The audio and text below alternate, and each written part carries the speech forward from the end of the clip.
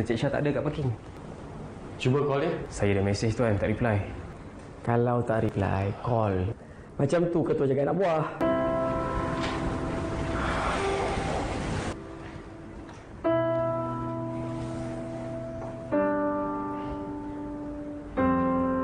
Dapat Syah tak?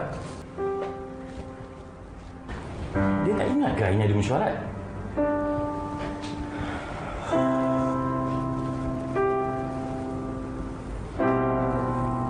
Halo Syah.